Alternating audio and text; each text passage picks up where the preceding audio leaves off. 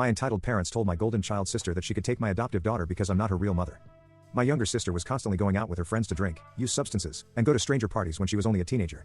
She ended up getting pregnant at 18 by some guy she met at one of those parties. Our parents are really against abortion because they think it's a sin to unalive a clump of cells, so they forced my sister to carry the baby to term.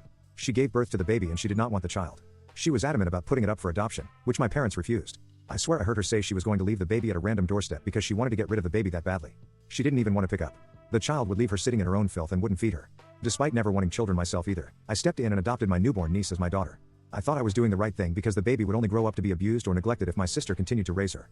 My sister, of course, didn't stop me and was more than eager to give her baby away. But my boyfriend of 3 years gave me an ultimatum when I told him about my decision. He didn't want children either, so he made me choose between him or her. It was a no-brainer, and the fact I was a single mother hit me deeply. It was really tough being a single parent and barely being able to make ends meet. Finding a babysitter was hard. Managing my last year of college and working part-time made me miserable, and waking up in the middle of the night to a screaming baby was not how I pictured my early 20s. But I persevered and things have been looking up for us. When my daughter was 5, I told her that she was adopted, and despite me considering her my daughter, she was technically my niece. This didn't mean that I loved her any less and I would always be her mom. She took the news really well and it never felt like anything was missing. Just a year later, my sister stopped her wild ways and wanted to have access to her. I allowed that stress. She would just be an aunt to her. It wasn't with any malicious intent, I just didn't think she deserved to be considered a mom when she didn't even want her in the first place. Even though she accepted it. It's clear she struggled with the concept and sometimes acted more like a mother, which I always squashed quickly. Now my daughter is 8 and I've been offered a job in a different country. The pay is almost double. My current salary in the company is helping us find a home, putting my daughter in an international school, and after-school care. I would be a fool not to take the promotion, and I told my parents to celebrate the wonderful news, but they weren't happy with it at all.